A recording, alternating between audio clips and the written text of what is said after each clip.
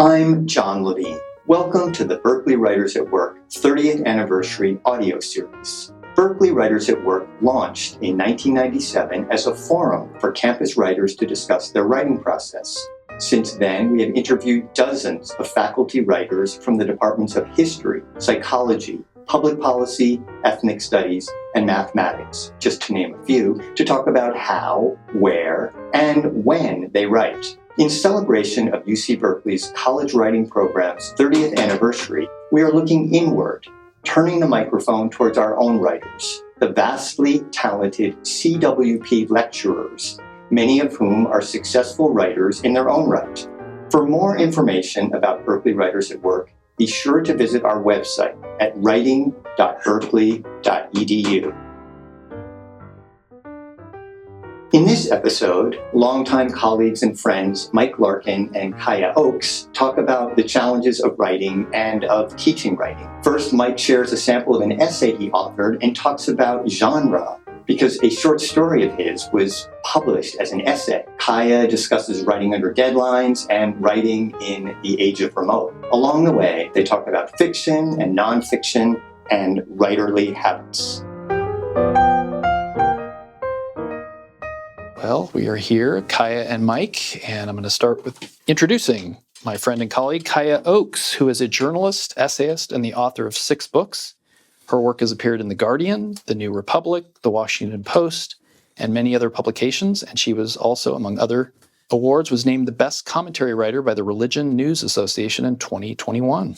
And I am also here with my friend and colleague Mike Larkin, who writes fiction and nonfiction, and his work has been published in literary journals such as the Missouri Review, the Harvard Review, and has been featured as notable in the Best American Non-Required Reading and the Best American Essays. And we met 20-something years ago teaching in college writing, where we still work. Yeah, and we're just talking about various things from 10 years ago and 15 years ago, kind of shocked that it's been that long, but that's passage of time. So I know that some of what we wanted to talk about a little bit was sort of where our inspiration comes from for writing. You write predominantly in nonfiction. I write both fiction and nonfiction, but more fiction.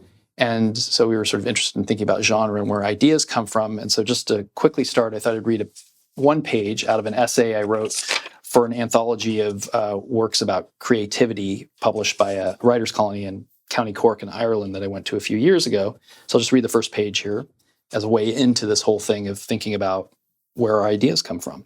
This is called In Which Our Hero Resolves Not to Count Words. The year before he dies, your great-great-grandfather scowls at you from the photo. Hunched over after 7 decades of blacksmithing, he sits in a 1905 Waltham Orient touring car surrounded by 5 of his female kin and a stern 6th woman who is memorialized thusly in a handwritten note in the back. She knows her rights. Also, she used to eat eels. That same year, he will disappear. For 3 weeks, no one will know what became of him. Jesus H. Christ, he says in his County Galway accent. What is it you're after? Many years will pass before you look at the photo again. Where do they come from, our stories? You're not sure, but you've heard plenty of advice for helping them to arrive. It's advice you share with your students. Stay off the internet. Try to write every day, preferably at the same time and place to create muscle memory for writing.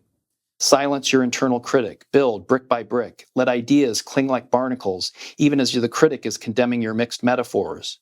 Don't wait for the perfect day, the tidy allotment of time. Do it now. Don't stop. Tell the truth. You should follow your own advice. At the end of one semester, you do a word count of the notes you've written to students about their drafts. The total is roughly half the size of a novel. If writing is a muscle, you're like a weightlifter whose body is withered, save one steroidal bicep. You resolve never to do such a word count again. So that's sort of the beginning of and piece that I share with my students the last couple of years when we've talked about where ideas come from and kind of the practice of writing and all of that. So that's one of the ways in which my ideas come, is kind of having a question, in this case fiction, like why did this family member disappear for 3 weeks? He turned out a postcard came from Ireland. He's like, oh, I'm back in the home country, and everybody's freaking out. Can you imagine, right? Your family member disappears for a couple of weeks. So I was just thinking about, like, why did he leave? What is he hoping to do? And that was sort of an entry point into the story. they don't always come like that, but that was kind of one. But for you, if you're thinking of something that you're generating as opposed to necessarily that an editor says, hey, could you write about X? Or like, what are some of the ways in which your ideas for essays and things you're going to write about? It's interesting that you are working on a novel that's kind of loosely based on a true story, right? That of your family. And I know a lot of novels that I've read and loved were inspired by true stories. And for one reason or another, the author felt more comfortable fictionalizing it and felt more able to enter the story knowing that they could bend or break certain truths. And in journalism, we are much more hewn to the actual facts. Yeah.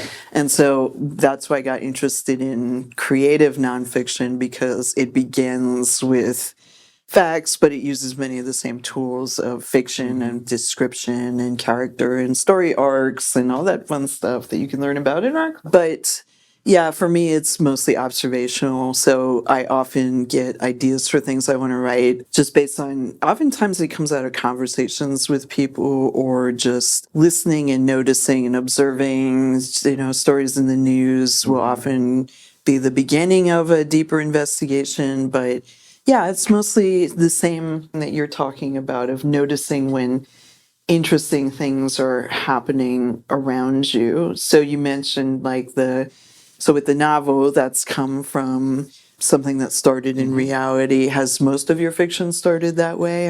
A fair amount. I mean, sometimes it can just be kind of hearing a voice, a line, and that's just sort of a starting place, or even a word kind of gets into it. But a lot of them have. And then also there's that kind of bleeding of genre a little bit. We've talked about this before, but there was another case back in the 70s.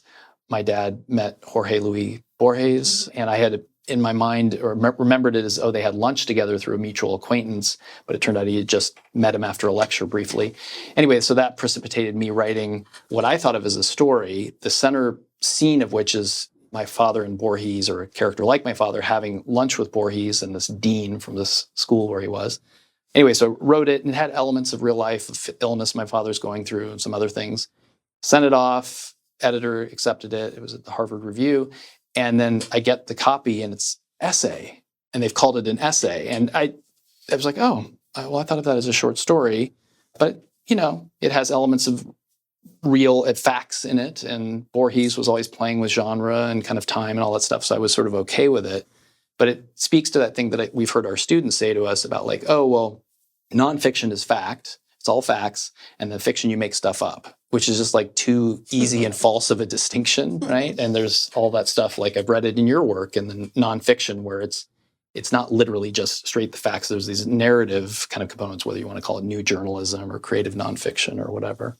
But like specifically as one example, with The Defiant Middle, your last book, like you said, stuff comes from observation or things strike you. But with that one, do you recall what the seed was for, like, this is where it turned into kind of a book idea as opposed to? Yeah, I used to write essays for this podcast. So there's a podcast called On Being that's been going on for like 20 or 30 years, and it's on public radio. And they had a website that would run essays and poetry and stuff. And then they decided to put all their money into podcasting, so they stopped it.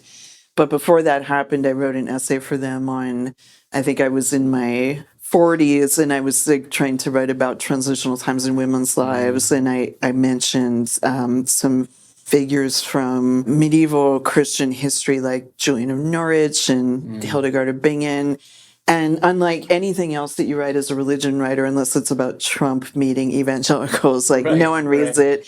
And in this case, it went a little bit viral. Like, it was retweeted a lot. It was put in a lot of Facebook groups. And I got contacted by a couple editors, and I was working on a different book at that point. And I said, let's put a pause on this. But I got to come back to it.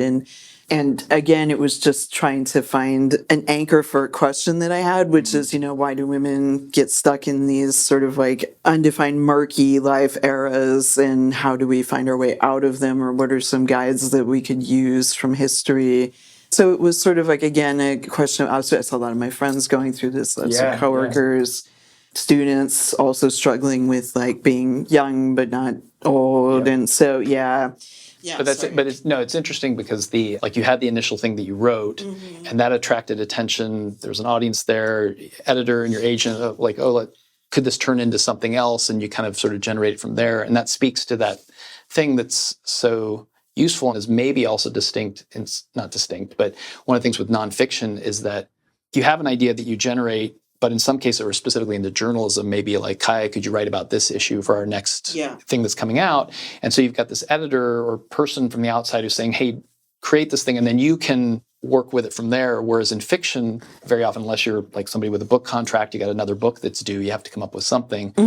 Nobody's asking for it. You just have to sort of write it. And this is one of the ways in which I'm sure for our students, it's like us saying, turn in that essay, turn in that short story, just having that deadline pushing against them, it makes them do the work, essentially. Yeah. And we were going to talk about how our work as writers intersects with, we're writers who teach writing. And so where are the kind of intersections of that? And we were talking about how students in creative writing, they'll often ask, what's the difference between fiction and nonfiction? And you and I do like sort of a baton pass when we're teaching together.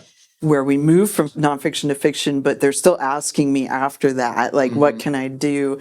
But in expository writing, research writing, the other classes we teach, do you ever transfer anything from so you're talking about like deadlines versus non-deadlines, or like a concrete idea versus an abstract one? I've noticed that my prompts have gotten a lot more open-ended over the years, and part of that was understanding that students needed to flail around a little bit in the draft stage in order to figure out what they wanted to write about. And I'm like, aha, that sounds familiar. Yeah. Well, I think there's various ways that we're both familiar with in which teaching and our students influence our writing. And in some cases, it's like I'll be giving it kind of like what I just read earlier. I'll be giving advice to students like, oh, have you tried this? You're stuck. How about just ask yourself a question and set the timer 10 minutes, free write, don't stop, that kind of thing. Invariably, there's moments like that where I'm giving advice to a student. It doesn't have to be about a creative work. It can be about, an essay, literary analysis of something, or an argumentative piece of writing. But then I can hear myself saying like, oh, okay, Mike, are you going to do that too with that thing you've been meaning to work on? So for me, it's kind of a little bit of that check yourself before you wreck yourself thing sometimes. But also, when I don't feel like weighed down, as we do now, reading sort of exams at the end of the term or something like that, by just evaluating their work, there's a kind of inertial energy that happens where just kind of paying attention even just to sentences. Like one of my favorite activities in class is I tell students, pull your least favorite sentence out of your draft, and we write them on these big sheets on the walls, and then they work with partners, and I walk around the room and just watch them like, oh, look at how that middle piece can go, that kind of detail, kind of fine work. And the students invariably really like it too. Or when I print out the final drafts, first few pages that my fiction writing students have read, and say, okay, here's this, we talk about editing, and then say, get out a pen. And then invariably they're like, oh, stuff I didn't notice before. They're marking the crap. Can I turn this in again later, right? So it's that kind of sort of practice, the things I put them through, which I try and sort of remind myself to do as well. But other than that, and I wonder for you, like how you succeed as you do as a teacher and sort of being there for your students while also making sure you're making time for your writing. Like, is it that editor who's asked for the piece that kind of just like, well, I got this deadline I have to hit? Or are there other ways that you kind of keep your work flowing while you're still being a teacher? Yeah, it's kind of both. I'm just coming out of finishing another book that I just finished in April, and I'm actually meeting with my editor later today on Zoom. So like with remote, she lives in Santa Fe, my publisher's in Minneapolis, I'm in Oakland. Like it's sort of like, but one thing, first of all, I'm going to steal your writing the sentences on the board idea. I've been wanting to get students thinking more micro on occasion. But like one thing I had students do this semester for the first time, and a lot of them mentioned really liking it, is they took a paragraph and put it into a Google Doc, and they highlighted the topic sentence in one color, the framing of the quote in another color, the quote in another color, the analysis, so they could see visually how much they're actually analyzing and how much they are just kind of summarizing, or, and that's the kind of thing that I think about a lot, is like, how much is this essay or this chapter of this book just regurgitating facts and how much of it is actually providing commentary. Is the commentary interesting? Is the commentary, is there an argument? Is there a question that I'm trying to answer? Did I cite my sources? Like really nuts and bolts stuff that we teach all the time. I'm still thinking about, 30 years into a career of writing for a public audience. And then audience is another thing that I know we've talked about too, is like getting students to think like beyond, okay, I'm going to read this, your classmates are going to read this, but research students present their research at the end of the semester. So like, how can you get these people interested who don't know your topic, don't know? All of that's very relevant, but a lot of it about teaching, it's just time management. It's just really like, am I making time every week to write? I gave my friend the advice that if she wanted to finish her novel, she had to block out Sundays for a whole year. And this is somebody who's very social, so it was really hard for them to, turn down parties and stuff, but it happened, right? And then I was like, look, see, just one day. And you can finish your novel in a year. And that kind of thing can be very useful to those of us who work full time, which is pretty much, I don't know any writers anymore who don't have. I used to have some friends who made a living off writing, but that's not true anymore. It's that weird thing where you have to make time for it, and whether it's like, okay, I'm going to exercise every day or do this or paying yourself first. And in some cases, I'm good about it, but in others, it's like, oh, I didn't even spend that 30 or 45 minutes I could have done. I didn't have to do this other stupid stuff. I don't know. I think some of my students who don't like writing but are forced to write in our classes, I don't know if they're heartened or dismayed to hear like, I really love writing. I love reading. I love writing and creating work, but I also hate it. And there's times when I've said like, okay, I've got a free morning, crack the knuckles, sit down, like, I'm going to go clean the toilet now, that kind of thing. Or the quote I know I've told you before, it's a quote of Robert Hass, the poet, by Vikram Chandra out of one of his books, and it just stayed with me, where he says, Robert Hass says, it's hell writing, it's hell not writing. The only satisfactory state is just having written. So that whole thing, that satisfaction of like, oh, I've gotten a good work day in, that kind of thing. But having that structure, I think, is really helpful for keeping going.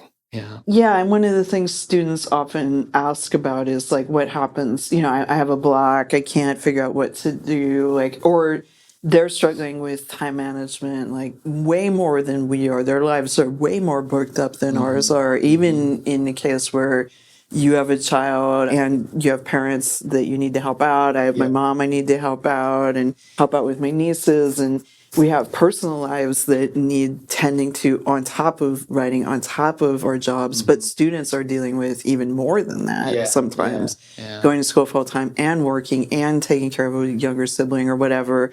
So how do we help them to understand blocks, and how do we help them to understand working when they're stressed? Sometimes our advice is kind of bullshit, like write every day. So we don't always follow our own advice. I kind of just go, here's all my advice. Take one piece, Well, it also becomes down, there's kind of those universal things that we can say like, oh, this is a useful task for revising or looking at sentences or organization or whatever. But then it's also like figuring out what the student needs. And like, so for instance, I had this student, this recently concluded semester, who was there every day in class. He was really committed. This was for the research writing class, and they were doing research projects. Really smart guy, had these interesting existential conversations after class, but he just could not turn anything in. He was like, I'm deathly afraid of writing. I just can't seem to get it. And I said, okay, this guy clearly needs like the equivalent of a coach to say, here's the drill you're going to do. And so I literally said, okay, here's all these things you're wondering about. Ask this one question, this part specific to his thing, which had to do with kind of a post-truth world we live in, and what are facts, what aren't facts, and said, okay, answer that question for 15 minutes and then give me what you got. So it was like I made him responsible to me for turning things in to get him going. That wouldn't work for other students, you know? And sometimes it is that more broad thing of like, oh, just, make time to write or whatever, But it's sort of, figuring out what they need. And then also, as I say, that whole checking in with myself, like, do I actually do this thing that I advise them to do? Like free writing is often just kind of one that I tell my students a lot to do, probably you too, academic or creative. And during the pandemic especially, it's been so stressful for us, and each of us has our own particular things going on around that. And I just was not writing at all because there was so much triaging of like, what do my parents need? What do my family and students need and so forth.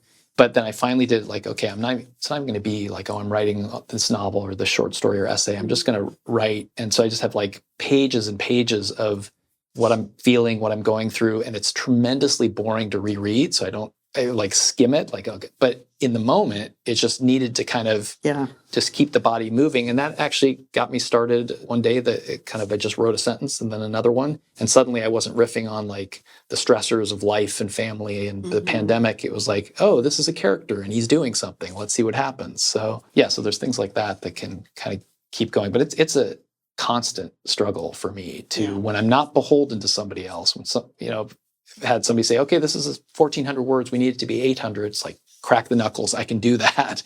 But if it's just me generating it because nobody's asking for it, it's just me wanting to do it, just feeling compelled to do it somehow, then that's how you sort of get around it. So that, in our last few minutes, leads us to the last thing we're going to talk about is why do we keep doing this anyway? And I think it's almost like a compulsion or an addiction in some ways. It's sort of like people I know who are athletes talk about, like, if I don't work out, I feel like, I don't know what that's like. When I do work out, I feel terrible. As you can see, I'm working out as we speak.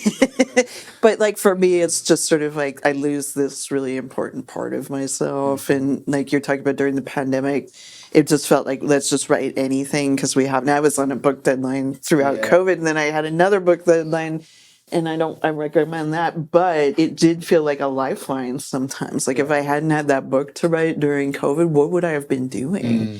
Probably just like more of the terrible stuff we all did, like eating cookies all day and watching terrible reality TV. So like to me, it makes me a better teacher too, because I feel that it's really important for teachers to have a practice in their field. And I think even if it's just writing to your students or writing to, a beautiful syllabus or something, like you have to keep something up. But what about you? No, I think it's the same. And there's that thing of you feel that absence a la the athlete.